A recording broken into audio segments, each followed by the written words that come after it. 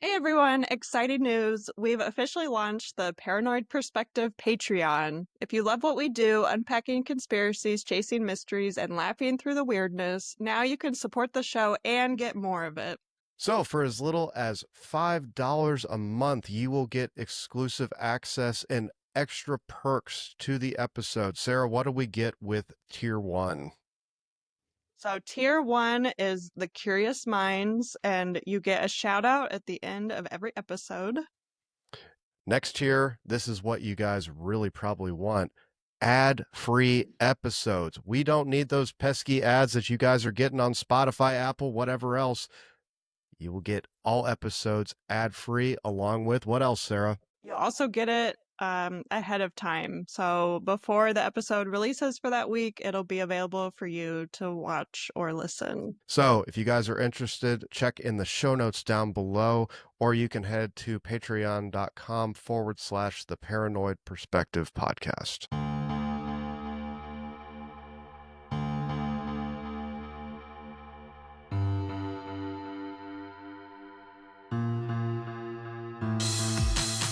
Welcome back to the Paranoid Perspective. I'm Jake. And I'm Sarah. Today is going to be part 2 of Waco. We kind of did the backstory. We got all the build up to how David Koresh became David Koresh, and now we're going to talk about the season finale, so to speak, of the actual siege that happened that ended his, reign on this earth. But yeah. I do want to put a little viewer discretion advised. There is a lot of really fucked up shit that happened during that siege. So if you're sensitive to anything like that, I would highly recommend that you don't, might want to skip through a certain little bit. But I'll try to give you guys heads up if you're listening. But yeah, just viewer discretion advised. It gets pretty bad. So, I mean, at the end of the day, I thought it was funny last week. You were just like, it just keeps getting worse. It just keeps getting worse. It just keeps getting worse. And here we go. We are at the apex of it getting worse. So, right. The worst of the worst. What did you think about last week? I know you didn't know a whole lot about David Koresh, Sarah, but yeah, I didn't know much about him at all. He's just, he had some issues, obviously. That's putting it mildly, but very mildly, and like I said last week, I think that's part of the reason, like, you have these cult leaders, serial killers, like really depraved people, like that's usually the standard, is they have a fucked up childhood, or people that have fucked up childhood make amazing art for like 5-6 years and they end up dying. That's like the only in between. Like, there's no, like, I don't know, but well, let's get into the actual siege itself. Listeners, if you are not familiar with what we are talking about, check out the previous week's episode first. I would highly recommend you get into that before you get into this. So pause this, watch the previous episode, and then come back and listen to this one.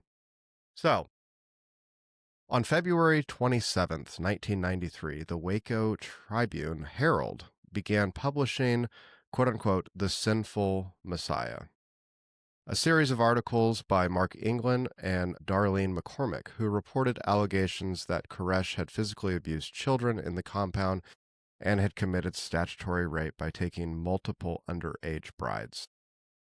Well, that's true. Yeah. Seems true, yeah. Well, definitely a lot points to that. I would imagine even if they weren't married to him, he was definitely abusing everyone to some extent in the cult. Koresh was also said to be an advocate for polygamy, declaring himself that he was to be married to several female residents of the small community. The paper claimed that Koresh had announced he was entitled to 140 wives. 140? That's like my cult leader. What is with, like, he wanted to sleep with like 1,000 women. Well, and I think 140 wives is insane. Well, and a lot of these cults, especially like the Branch Davidians, it was very like doomsday, right? Like it was very like fire, brimstone. And one of the things, and I think one of the reasons why he had so many wives, or proclaimed to deserve or was entitled to so many wives, was because he was trying to create his own lineage, just like the one that you were loosely Right. associated with. He wanted to create his own lineage of children. So Did 40 seem like I wonder how he got to that number. Like, that's a good round number, Sarah. I mean, yeah, why? why not Why? 150? I mean, that's true. If you're gonna go like you got a whole asset. If you're gonna whole asset, you got to go for 150. But at that point, it's Yeah, like we might as well just round up to 200. And then exactly. Yeah. I think your guy just was like, fuck it. I'm just gonna shoot for the stars. I'm gonna Right, go yeah. for 1,000. Yeah.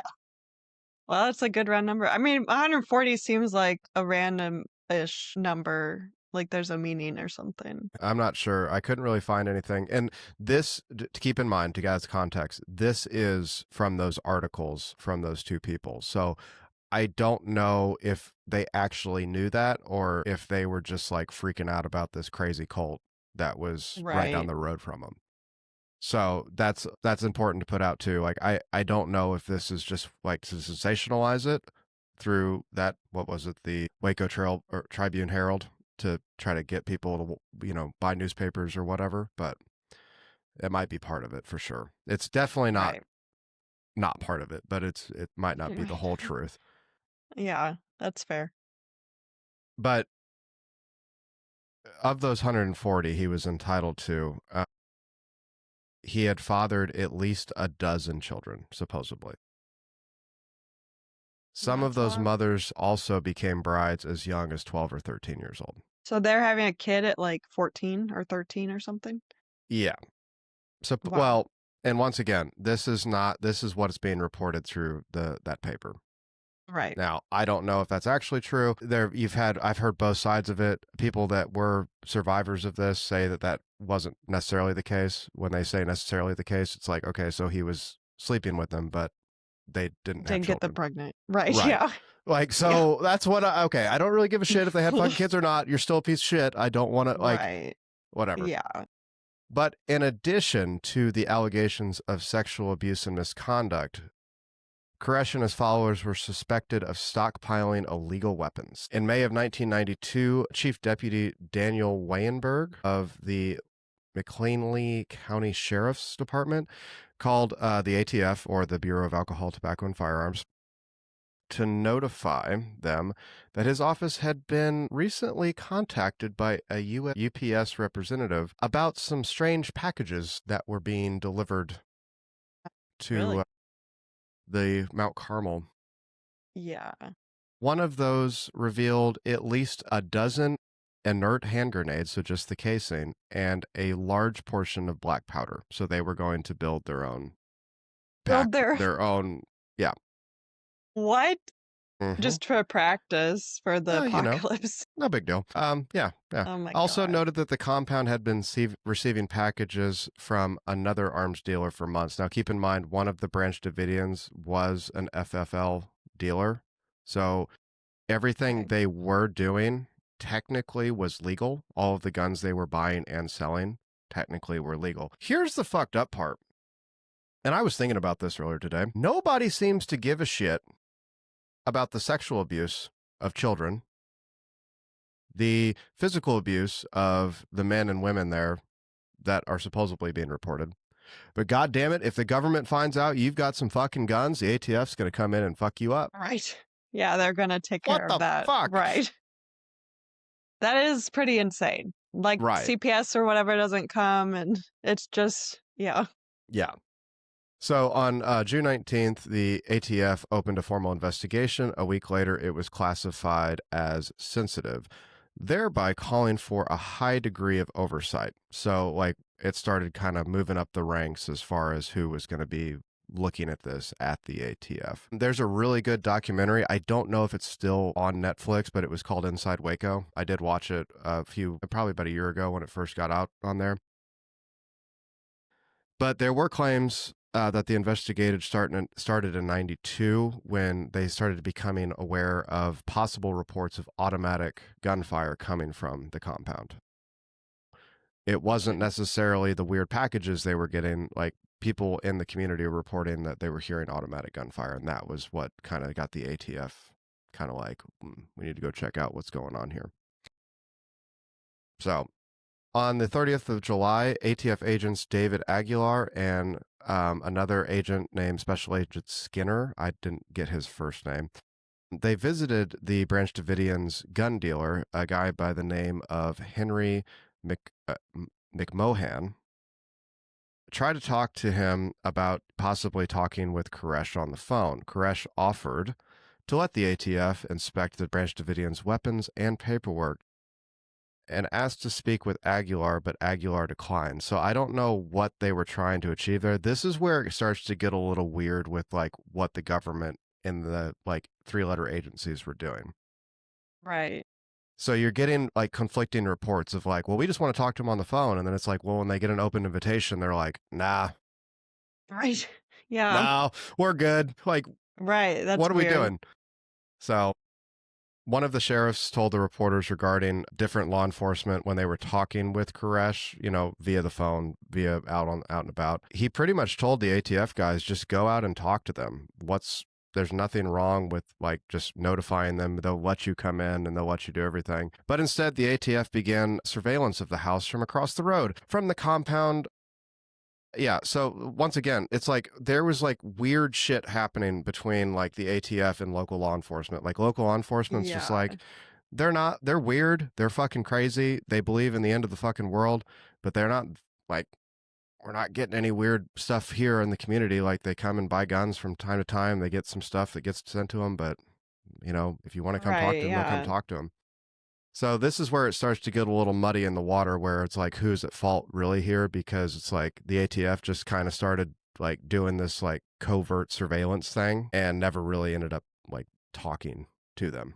You know what I mean? Yeah. That seems weird. But yeah, why not just come and talk about it like a house visit I first? don't know. But the investigation included sending like undercover agents into the Branch Davidians late. My And the gosh. craziest part about it was David Koresh actually learned of that person's identity and never said a word until like Yeah. the siege was actually happening. Like he was aware Oh my God. that someone had infiltrated him and most likely worked for the ATF or some Mm. government agency. And it was on that like first, or what was it? Not the first day of the raid. It was only revealed on like it was happening during when the raid was happening, but David Koresh was just like, yeah, I know you're with him. I know you fucking told him to all this shit. And like, that would be Wow. terrifying. I could not imagine thinking you're like undercover and no big deal. And then like when Right. shit's really starts popping off, the leader of the cult's like, thanks for bringing your buddies, asshole. Right. It's like, Yeah. shit. Oh, um, Wow. eventually there was an affidavit that was filed by David Aguilar. And it was just to obtain a search warrant and an arrest that led to the Waco siege. The official filing of this affidavit was February 25th, 1993. Allegedly, the initial investigation, supposedly, like we kind of talked about, started in June with that like weird either automatic gunfire or that weird package that started. Right. There's not really a whole lot of like when it actually started, but the affidavit was actually filed on February 25th. So, I mean, regardless if they were doing an investigation beforehand or whatnot, I don't know. The other thing that the ATF was kind of freaking out about was there were evidence of AR and AK-47s that were modified to be fully automatic from that Mm. insider. So they were really freaking out about that. So they weren't trying to, you know, I think that might have been part of the hesitation why they didn't want to just go in there and be like, hey, here's a fucking we want to talk to you guys. Next thing you know, they're going to get held hostage with all these people. And Right. I mean, Yeah. because like I said at the beginning, this is a doomsday cult. And he was literally creating an army. Like that is what Yeah. he was Yeah. doing. That's what it sounds like. And they're making their own grenades and stuff. Like, come on. Well, and to quote a classic movie that I know and love, Sarah, you might not remember it, but do you remember the movie Tremors? Yeah. Yeah. Yeah. Old Bert, man, you know, talking about making explosives. All you need is a handful of household materials in the proper proportion. So if you think they weren't doing that as well, they were definitely doing a bunch of shit. Like they were ready to go and they were ready to fight it out in the end of days and defend David Koresh, who was their quote unquote sinful messiah. So That is an interesting title that they I gave him. Well, I forget. There's like some esoteric Bible verse. I have to look it up. I don't remember what it Mm. was, but it was talking about like the Messiah would have as many iniquities as the hair on his head. And that was one of David Koresh's like talking points to his followers of like, well, it couldn't have been Jesus because he didn't have any iniquities, but I've got all of them. I'm sleeping with kids and I'm beating the shit out of you. And you know what I mean? I That's think, true, yeah. I think that's kind of one of the ways that he kind of Mm. tricked people into thinking he was actually God or Jesus or whatever. There is also a report, and this was never confirmed, but they also said that there might be a 50 caliber machine gun and multiple M16 machine guns in the compound. People that are not familiar, a 50 caliber machine gun was originally meant for anti-aircraft. It is a big fucking behemoth of a Wow. weapon. I mean, how'd they get that? Sarah, you can buy anything you want. We're in Yeah. Texas. You can buy anything you want. Okay.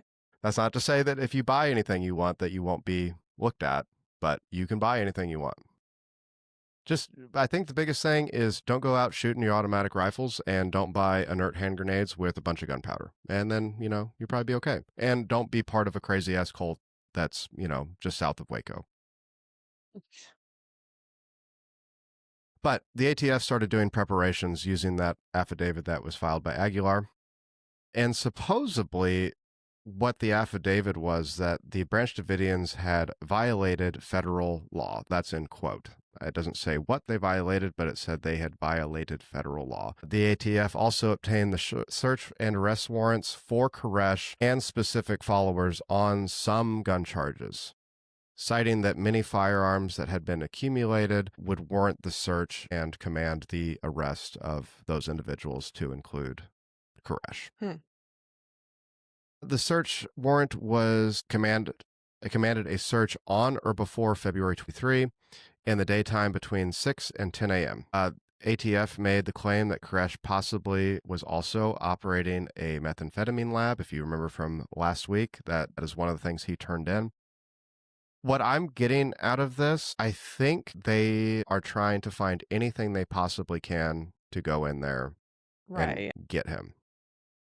It seems like a lot of loose allegations. It seems like a lot of reaching on the government's part. I'm not trying to defend David Koresh by any means, but the ATF is There's grasping they anything. yeah. Now, although the ATS investigation was way more focused on the firearms, not the illegal drugs, the ATF requested assistance from the DEA as well, just because of the allegations that there was possibly a meth lab there.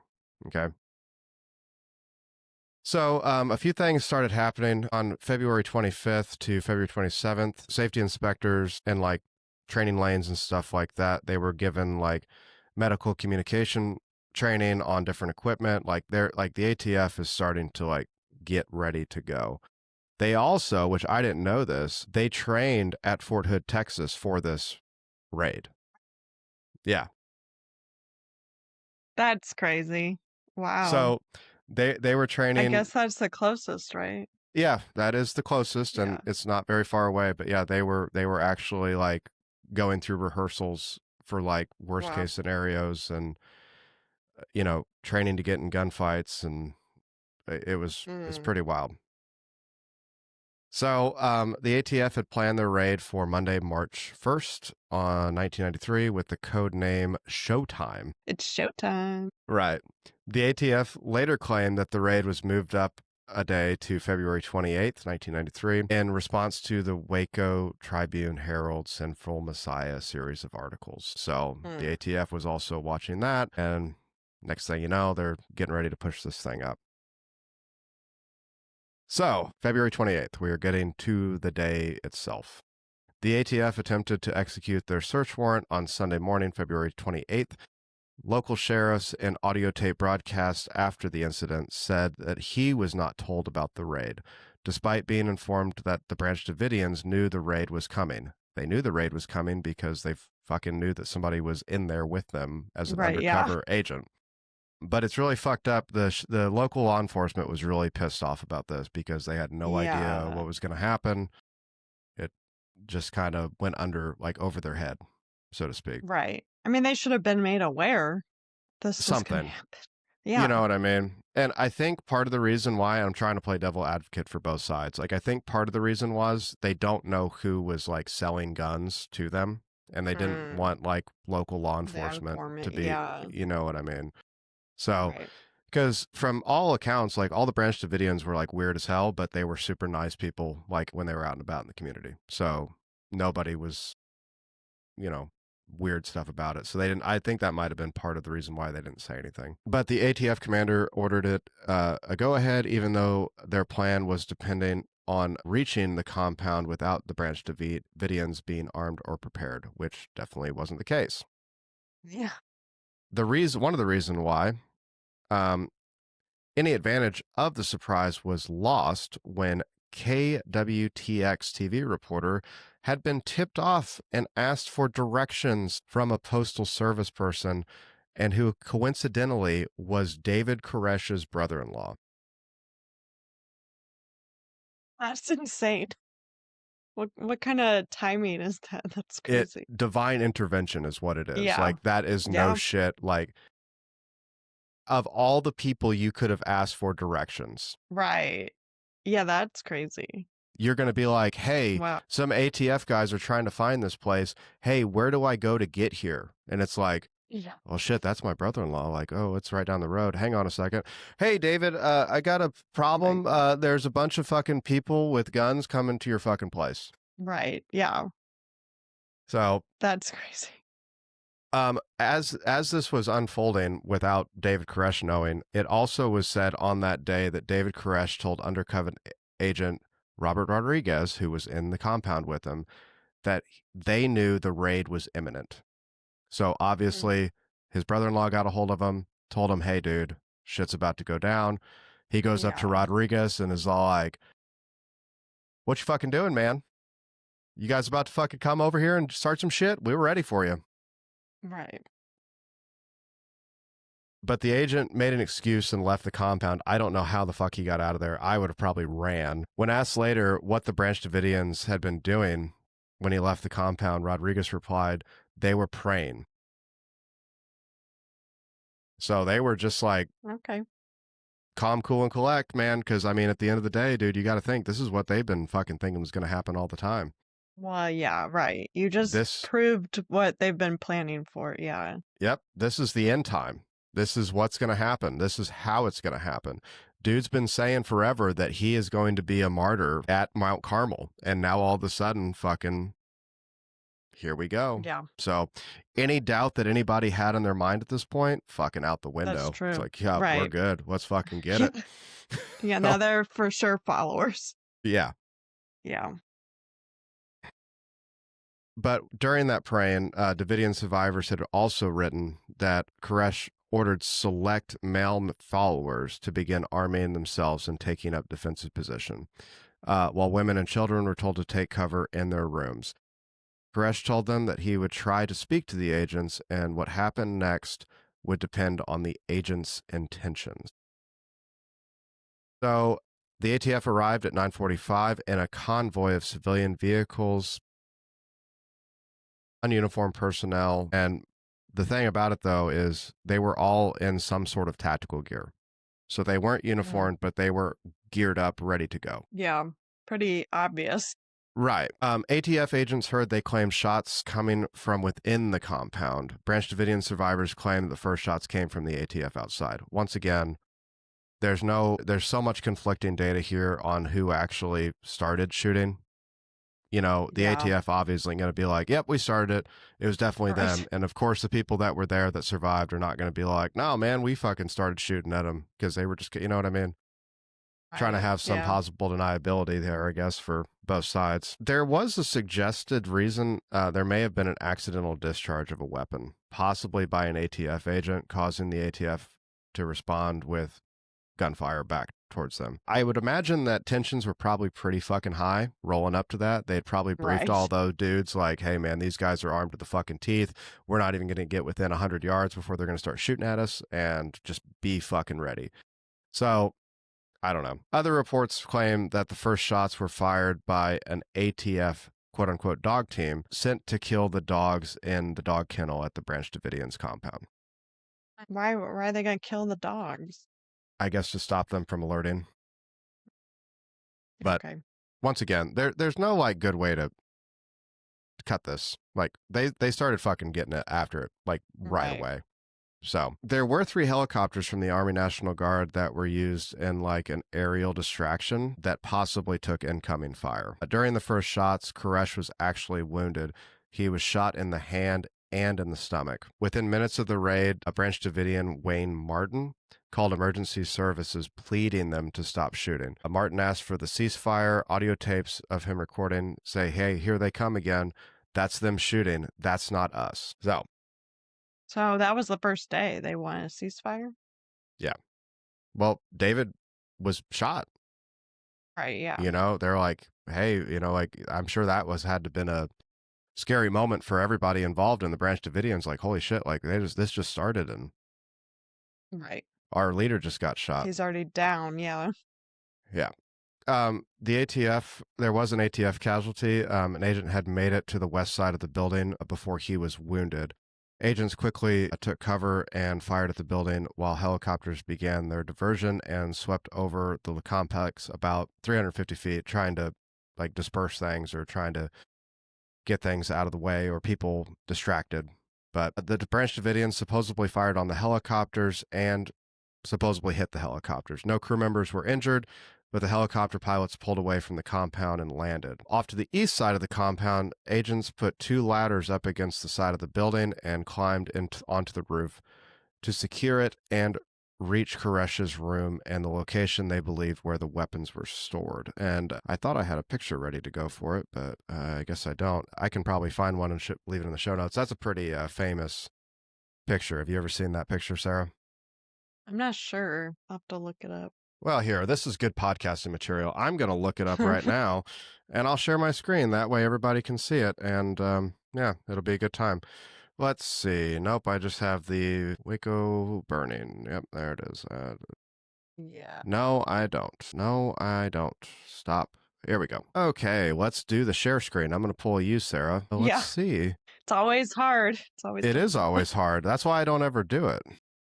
I do it all the time. Well, the more you do it, it's supposed to get easier. Well, supposedly, but there you go. Okay. Yeah. So that is one of the famous photos of the Waco siege, that ladder being put up and them trying to come into that building and coming in that way. But right when they were outside of the window, they were crouched beside it, kind of like we saw, and they became under fire. One agent was killed and another was wounded. Third agent kind of clambered over the peak of the roof and joined the other agents attempting to enter the armory. The window was smashed. They threw a flashbang in. 3 agents entered the armory. When another tried to fool him, a hail of bullets penetrated the wall and wounded him. So, like, dude, like, this is like no shit, like fucking getting out of control. Like, full scale urban combat, like automatic weapons, like they're trying to just flush out anybody they can. Nobody is prepared for this sort of combat. The ATF is not prepared for it.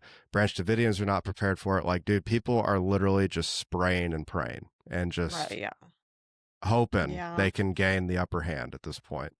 But inside the armory, the agents did kill Branch Davidian and discovered a cache of weapons, but subsequently, once again, became under heavy fire. These 2 were also wounded. As they escaped, the third agent laid down covering fire, killing another Branch Davidian. As they made their escape, they hit their head on the wooden support beam and fell off the roof. They didn't see it? Well, so this is what I'm talking about. Like, these people are not prepared for this sort of combat. Yeah. Nobody is prepared. Like, they said they trained at Fort Hood. You know what I mean? They said that they were doing this. Like, this is like breaching a window on a roof is like the worst thing you could possibly do. Because there's so many like ways that you could just fucking get hurt or fall. Or if somebody starts shooting, you have nowhere to go besides falling off the fucking roof. You know what I mean? Right. Like, I don't know. Once again, it's just one of those where it's like, these guys have no clue what to actually do. The number of wounded like started to increase on both sides. There was another agent that was killed by gunfire from the compound as the Branch Davidians were kind of perched up on top of this water tower that they had. Mm. The exchange of fire continued for about 45 minutes into the raid. The gunfire kind of began to slow down as people started running out of ammunition on both sides. The shooting continued. It was a full, like almost a 2-hour firefight. Yeah, that's a So long time. that's a long fucking time. Yeah. Lieutenant Lynch of the McLean County Sheriff Department contacted the ATF and tried to negotiate a ceasefire. Sheriff Howell in there was another documentary of Waco, The Rules of Engagement. I have not seen that one. Pretty much said that the agents withdrew only after they were out of ammunition. Like they kept shooting and firing and having a big time until they were out of ammo. About 45 minutes into the shootout, the gunfire kind of started to slack, and that's from that documentary. So that's pretty accurate with what most of the reports are. You know, it was a 2-hour firefight, but within about less than an hour, it was kind of just sporadic after that. So there were 5 Branch Davidians killed during that initial one. Their bodies were buried on the ground of the grounds of the actual Mount Carmel facility. Right. I don't know how many people on the ATF side were killed, but there were a lot of people that were wounded on that. But there were definitely 5 that were killed from the Branch Davidians. So pretty eventful little first day. Yeah. I can't believe it lasts for like 55 days, right? Yeah. So that's insane. And that was the day one. The ATF pretty much decided, well, not the ATF. The ATF was outgunned, outmatched, like they weren't prepared for this. So ATF agents established contact with Koresh and others inside the compound after they withdrew. Soon after that, guess who took charge of this whole fucking shit show? FBI. The FBI. And that was mostly because of deaths of federal agents from the ATF. They were just like, you guys don't know what the fuck you're doing. Get the fuck out of here. We're going to take over. Wow. And they placed a gentleman named Jeff Jamar. He was the head of the Bureau of San Antonio for the field office there. But he placed him in charge. They placed him in charge of the siege as the site commander. The FBI hostage rescue team was headed by the HRT or hostage rescue team commander Richard Rogers, who had previously been criticized for his actions during the Ruby Ridge incident. Are you familiar with Ruby Ridge? I have heard of that, yeah. That was around the same time as this? Ish, yeah. But yeah. But once again, like this is why people have a problem with what the government did, because there's a lot of fucked up shit that happened. There were a lot of people in charge that shouldn't have been in charge that did a lot of fucked up things on top of the Branch Davidians, you know, being crazy. But at first, the Branch Davidians had telephone contact with local news. Koresh gave phone interviews, which you can still get. I can link them here down in the show notes, but it's kind of wild. But then the FBI cut off the Davidian communication to the outside world. And for the next 52 days, or 51 days, I'm sorry, communications with those inside was by telephone by a group of 25 FBI negotiators. So the final Justice Department reported that negotiators criticized the tactical commander's use for undercutting negotiations. So pretty much what I'm getting for that is they were just like, look, you're either going to fucking give up or we're going to come in and kill you. Right. Yeah. Like we're not negotiating anymore. But within the first few days, the FBI believed they had made a breakthrough when they had negotiated with Koresh an agreement that Branch Davidians would peacefully leave the compound in return for a message recorded by David Koresh and being broadcast on the national radio. The broadcast was made, but Koresh then told investigators that God had told him to remain in the building and quote unquote wait. Okay. So not leaving. Yeah. Despite this, soon afterwards, negotiators managed to facilitate the release of 19 children, ranges anywhere from 5 months to 12 years old, without their parents, though. However, 98 people still remained in the building, and there were children still in the building as well.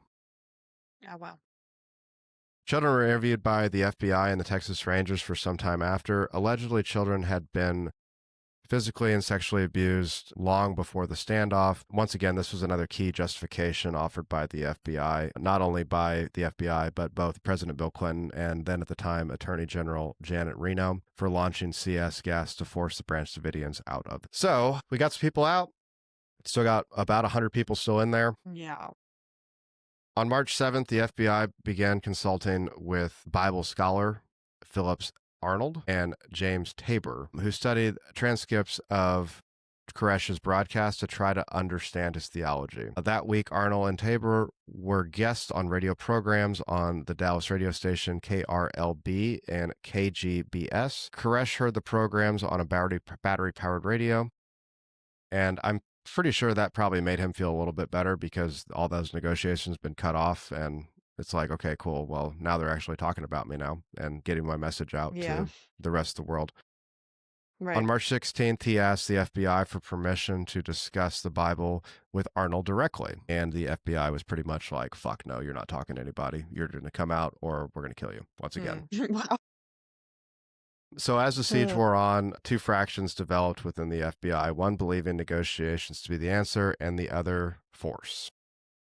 Increasingly, aggressive techniques were being used to force out the Branch Davidians, to include sleep deprivation, using loud music, broadcasting recordings of jets, pop music, Buddhist chanting, screams of rabbits being slaughtered. I mean, anything they can. They have that. Sarah, they have a lot of wild stuff they'll make you listen to when, they're trying to interrogate you. The point is like they're getting to the point where they're fucking over it. They're like, dude, we're just gonna you need to get out of here. And outside the compound, 9 M3 Bradley fighting vehicles. These are armored combat personnel vehicles. They were carrying CS tear gas grenades, ferret rounds, which are pretty much like a riot, less lethal sort of thing. And 5 combat engineer vehicles obtained from the U.S. Army. And they pretty much began patrolling the outside of the compound. Once again, I think to kind of like psychologically deter them from doing anything and being like, fuck, it's over. You know what I mean? Right. Yeah. Then the armored vehicles were used to destroy the perimeter fencing and the outside of the building, crushing cars belonging to the Branch Davidian. Armored vehicles repeatedly drove over the grave of some of the Branch Davidians that were buried out there, which really pissed off everybody inside the compound. Yeah. Yeah, why are they escalating? I think because they're just ready for it to be over. And once again, they just didn't want to do anything. But despite the very aggressive tactics, Koresh ordered his group of followers to leave. 11 people pretty much left. They were arrested and they were placed in like a material witness for any of the cases that possibly would ensue. One of the people were actually charged with conspiracy to murder. The children's willingness to stay with Koresh disturbed the negotiators, though. There was a lot of people that ended up staying still. Because once again, we're still like talking about 80 some people are still in this. Right. Yeah. The children were aware that the children were aware that an earlier group of children had left with some women. When they were immediately separated, the women were arrested. So it's like, you got to think how much these people actually believe in what is happening right now. You have kids that are saying that they want to stay. There's no, I don't know. It's pretty wild. But a lot of other psychological, very true. Very, very true. A lot of other stuff kind of happened in this like whole arc of this story. I'm not going to get into every little detail, but pretty much they're just trying to wear these people down. They're trying to use psychological warfare. They're trying to use, their vehicles to breach these perimeters. They're damaging like water tanks and like key infrastructure, like typical stuff you would do to disrupt any sort of logistics or any sort of typical siege tactics. Right, yeah. We don't want any of them to have anything. We don't want them to have food, water, sleep, anything we can do to get them out of here. Right. So let's talk about the final assault and ultimately the burning of the Mount Carmel Center. Yeah. So the newly appointed U.S. Attorney General Janet Reno at the time, approved recommendations by the FBI hostage rescue team to mount an assault. After being told that the conditions were deteriorating and the children were being abused inside the compound, Reno made the FBI's case to, at the time, President Clinton, and pretty much got that approved. They were recalling, oh, I'm sorry, lost my train of thought here. Clinton suggested similar tactics against the Branch Davidians, a bunch of like CS gas, doing something, anything less lethal to try to get them out. But Reno countered with the FBI hostage rescue team was tired of waiting. So she's on the side of deadly force. Just fucking go in there and get them the fuck out by any means possible. She also said that the standoff was costing $1 million per week. Oh, per week. I thought you were going to say per day. But per week, that's still a lot. Still a lot. Still a lot. Yeah, how many weeks was it? 52 days, so 4 or 5 weeks. Yeah.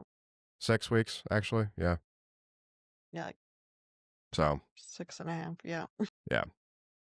But the assault took place on April 19th, 1993. Because the Branch Davidians were heavily armed still, the hostage rescue team,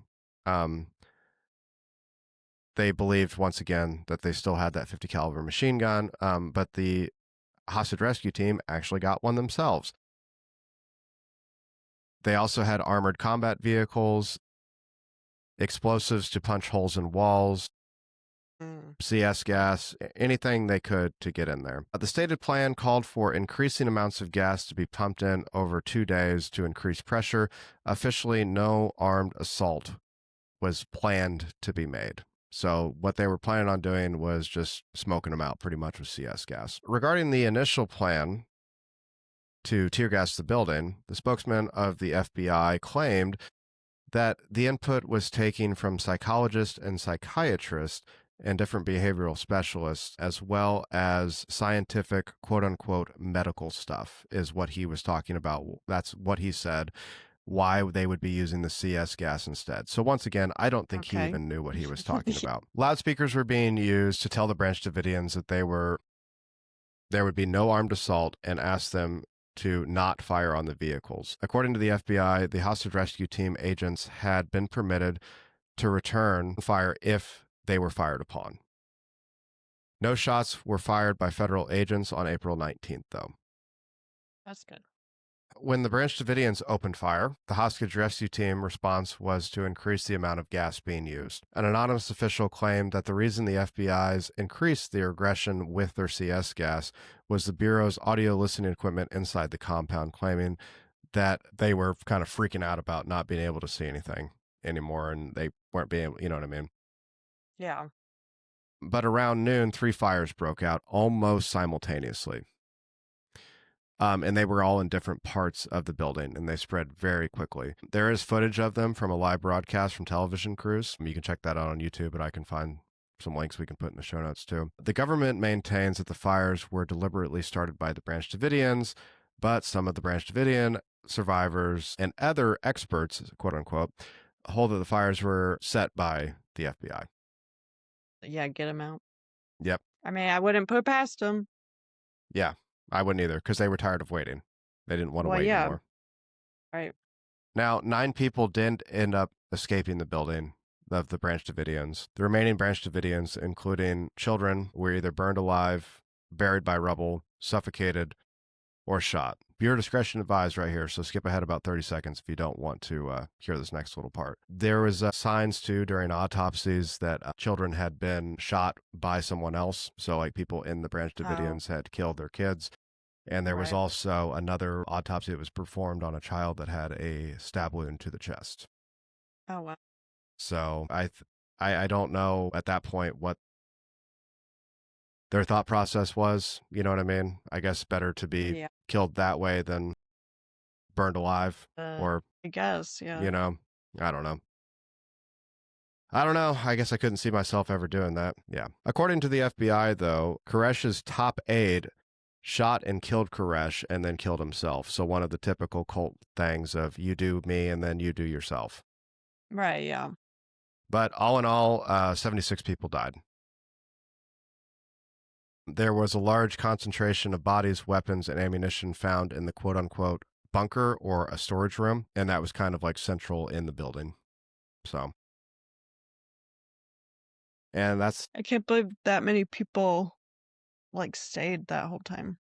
well, I mean, psychologically, Sarah, you got to think they've been with this dude for a couple Yeah. years, you know, and even like his rise up through the Branch Davidians, like he obviously was very charismatic and he, you know, knew what he was doing as far as manipulating people and whatnot. I mean, hell, Right. he convinced a 70-some-year-old woman to get it on with him. That's true. Yeah. So, I mean, Oh my God.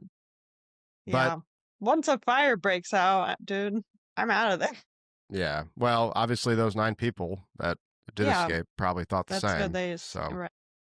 but nothing remains today of the building besides concrete foundation components. The Oh, cool. entire site was bulldozed about 2 weeks after the siege. Only a small chapel built years after the siege stands on the site, and it's still used by the remaining Branch Davidians as a place of worship and a memorial. Okay. So they own the land, I guess, still? Apparently, there also is a plaque for the ATF agents killed in the shootout on the grounds. So, I mean, once again, I mean, I think there were some shitty people at the top of both sides of it on the Branch Davidians and the ATF and FBI, but there's still mutual respect, obviously, for both sides on that site. Right. I mean, it makes So, sense to be a memorial now, yeah, too. yeah. Wow.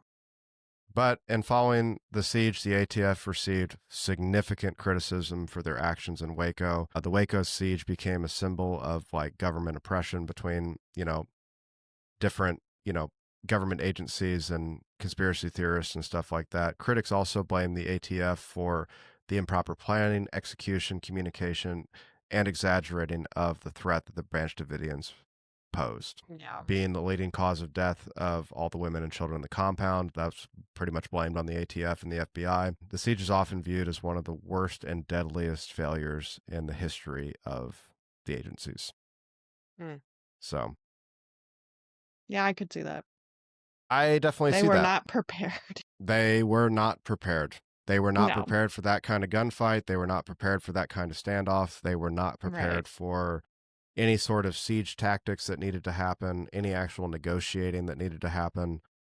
And Right. I mean, to be fair, like the Branch Davidians didn't really do themselves any favors. Like they were No. obviously not, I don't think they were the initial aggressor, but at the same time, dude, you got to be able to try to talk to these people. You know what I mean? Right. Yeah. Well, the ATF didn't try to talk to them either That's true. to That's true. start with. That's true. That's true. People on No both one sides are tried to beating pieces of talk at shit. all. Right, yeah. So yeah, that's part 2 for Waco, Wow. Sarah. Yeah, that's crazy. I'm gonna have to watch those documentaries. It's pretty wild. It's pretty wild. And like I said, I honestly believe after some of the documentaries I watched and some of the readings that I did, I don't think he went about it the right way, but I honestly believe that David Koresh believed what he thought. I don't think he was doing it to Yeah. manipulate. I don't think he was doing it to do anything like that. I like if he didn't believe like 100% that this was actually what was supposed to happen, he would have probably not stayed in the compound and Yeah. died there. Right. You know what I mean? Because most of the Yeah. cult leaders that you see that are like super cowardly, like they still want to live. Like the, Yeah. the That's cult true. leaders that end up like killing themselves or being, assisted by their top ranked people, like they're all in. They're all in. And Right. I They think they drank their own believe. Kool-Aid. They drank their own Kool-Aid. They believe. I don't know, Sarah. That's what we got for Scott. Well, nice. Life lesson. Talk to people. Communicate. It'll save your Right. life. Yeah. Maybe. Don't join a cult. That'll Well, save your life too. yeah, be careful who you follow. Yeah. If you see a strange man that's saying he's Jesus and he's gonna take your 13-year-old daughter to be his bride, promptly yeah. punch him in his fucking face. Right. So, And in his dick. yeah, Punch him. yeah, Yeah. everywhere. But, Right. Yeah. but yeah, hope you guys enjoyed part 2 of the Waco siege. So, if you want to check out any of our extra stuff, social media wise, that'll be all down in the show notes below. Our Patreon will also be linked down below.